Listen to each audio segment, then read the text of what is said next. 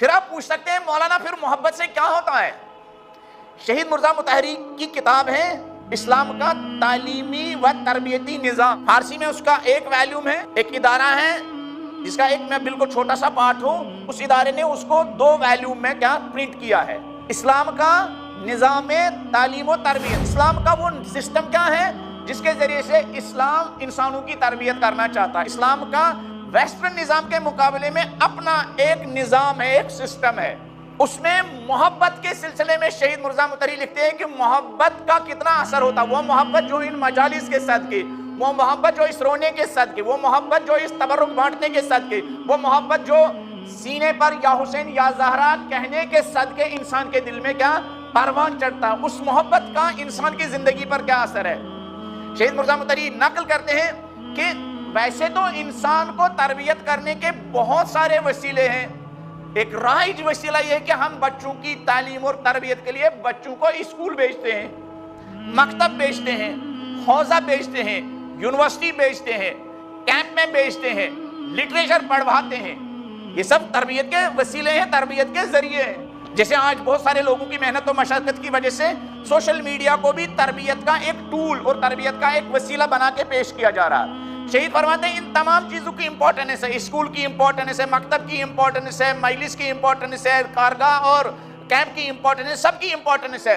वो फरमाते हैं अगर आप एक इंसान को सही मानून में तब्दीली लाना चाहते हैं तो उसका बेहतरीन वसीला यह है कि इंसानों के दिलों में इंसान कामिल परफेक्ट इंसान की मोहब्बत को परवान चढ़ाए।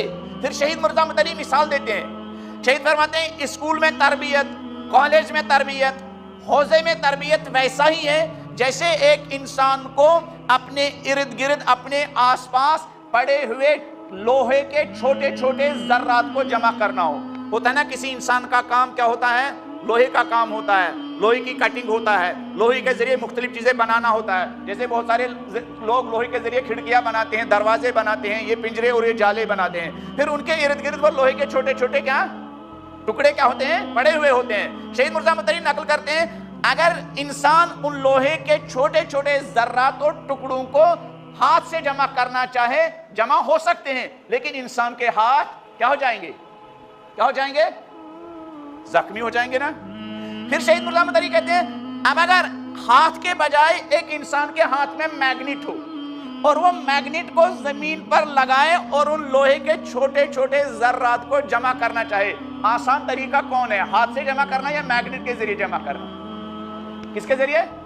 मैग्नेट के जरिए आसान। शहीद मिर्जा मुतहरी फरमाते हैं मकतब में भी इंसान की तरबियत हो सकती है, हौजे में भी इंसान की भी तरबियत हो सकती है, कैंप में भी इंसान की तरबियत हो सकती है, एक किताब पढ़ के भी इंसान की तरबियत हो सकती है। एक मौलवी साहब एक आलिम दीन के पास लेके जाएंगे, वो सुबह शाम बच्चों को नसीहत करे, इसके जरिए भी तरबियत हो सकती है। शहीद फरमाते हैं ये इसके जरिए तरबियत हो सकती है, लेकिन इसके जरिए इंसान को इंसान बनाना वैसा ही दुश्वार है जैसे हाथ के जरिए लोहे के छोटे छोटे टुकड़ों को जमा करना दुश्वार है। फिर क्या करना चाहिए? शहीद मिर्जा मुतहरी फरमाते हैं कि एक अपने नौजवानों के दिल में, इंसान के दिल में इंसान कामिल और मासूमीन की मोहब्बत का मैग्नेट के जरिए तरबियत करना बिल्कुल आसान है। अपने बच्चों के दरमियान दिलों में, रूह में, जिंदगियों में इंसान कामिल की मोहब्बत को आहिस्ता आहिस्ता परवान चढ़ाइए।